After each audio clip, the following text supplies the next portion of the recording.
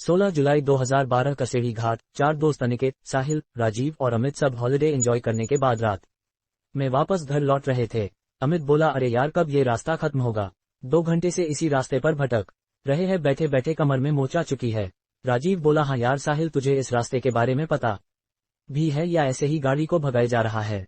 साहिल बोला, पता नहीं यार, दिन में तो ये रास्ता जल्दी कट जाता है, ना जाने इस वक्त ऐसा क्या हो रहा है, और वैसे भी मैं रात में कभी इस रास्ते से सफर नहीं किया, दिन में 2 से 3 बार यहाँ से गुजरा हूँ, रात का एक्सपीरियंस तो मुझे भी नहीं है। वो आपस में बात ही कर रहे थे कि तभी उन्हें पीछे से एक ट्रक की तेज हॉर्न सुनाई देती है। वो गाड़ी लगातार इनकी गाड़ी को ओवरटेक करने की कोशिश कर रही थी। अमित बोला, कैसा ड्राइवर है, पीकर गाड़ी चला रहा है क्या? इतने में उस ट्रक ने इनकी गाड़ी को एक तेज टक्कर दी और लगातार हॉर्न बजाता रहा। अनिकेत बोला, साहिल साइड दे उसको, वरना ऐसा लगता है कि ये हमें मारने के इरादे से आया है। साहिल उस ट्रक को साइड दे देता है और वो गाड़ी सीधा आगे निकल जाती है। साहिल बोला, तुम लोगों ने उस गाड़ी को देखा? ऐसा लग रहा था कि जैसे खंड से निकाला हो, ऐसा लगता है 200 साल पुरानी ट्रक है। वो लोग इस इंसिडेंट से घबरा गए थे। तकरीबन 10 मिनट बाद गाड़ी एक पुराने कब्रिस्तान से गुजरती है। उस हाईवे पर एक कब्रिस्तान भी पड़ता था। गाड़ी जैसे ही उस कब्रिस्तान से गुजरती है, उन्हें कब्र के पास वही पुरानी ट्रक दिखती है जो थोड़ी देर पहले उनकी जान की दुश्मन बनी थी। राजीव बोला, साहिल गाड़ी रोक, वो देख। अमित बोला, अरे ये तो वही ट्रक है जिसने हमें परेशान कर दिया था। साहिल बोला, मुझे लगता है कि हमें एक बार जाकर देखना चाहिए कि बात क्या है।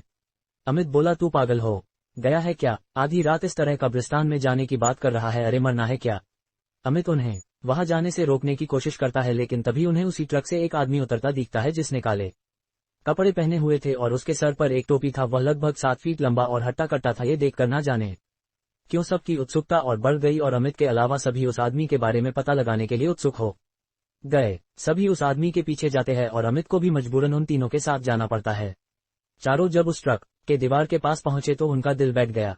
उन्होंने जो देखा उसे देखने के बाद उनके रोंगटे खड़े हो गए। उन्होंने देखा कि एक ट्रक ड्राइवर कब्र खोदकर लाशों को निकाला और उसे बेरहमी से खाए जा रहा था। वह जिस्म के हर एक अंग को निकालकर गंदी तरह से खाए जा रहा था।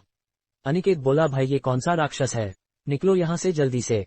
हड़बड़ाहट में सब वहां से एक साथ भागे, लेकिन अमित इतना डरा था कि वह हिल भी नहीं पाया। कदमों की आवाज सुनकर उस शैतान को पता चल गया कि कोई उस पर नजर रख रहा है। वह जैसे ही पीछे पलटा उसे वह 3 लड़के भागते और एक वहां खड़ा दिखा। वह शैतान अमित के करीब पहुंचा और उस शैतान ने सीधा अमित के गले पर वार किया और एक ही वार में अमित की दर्दनाक चीख निकली और इसके साथ ही अमित की वही मौत हो गई। यहाँ तीनों तेजी से गाड़ी की तरफ भागने लगे और गाड़ी के पास पहुंचे और गाड़ी में बैठ गए। वह शैतान अब तक उनके पीछे नहीं भागा था, बल्कि दूर से ही खड़ा उन्हें घूर रहा था।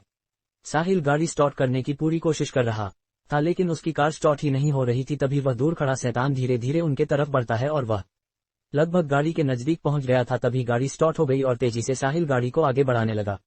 वह शैतान इन तीनों के पीछे पड़ चुका था और तभी वह हवा में उड़ा और सीधा गाड़ी पर कूद गया। और जैसे ही अनिकेत उसे देखने के लिए अपनी मुंडी गाड़ी से बाहर निकाली, तभी उस शैतान ने अनिकेत का सर अपनी भारी तलवार से काटकर अलग कर दिया और उसका अधकटा शरीर गाड़ी में ही फड़फड़ाने लगा। ये देखकर साहिल और राजीव दोनों डर गए और दोनों जान बचाने के लिए चलती गाड़ी से कूद गए।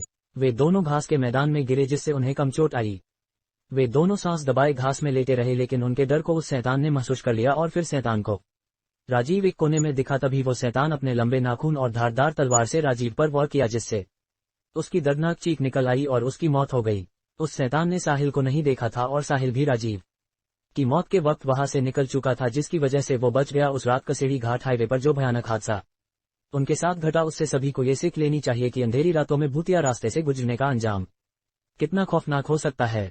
कहते हैं उस भूतिया सड़क के कहानी में कोई शैतान है जो हर रात 12 से 3 के बीच अपने पुराने खतरनाक ट्रक से अपने शिकार का पीछा करता है और उसे मरकर कब्रिस्तान में दफन कर देता है और अगली रात उसे कब्र से निकालकर उसके जिस्म के टुकड़ों को खाता है, जिससे वो अमर रह सके।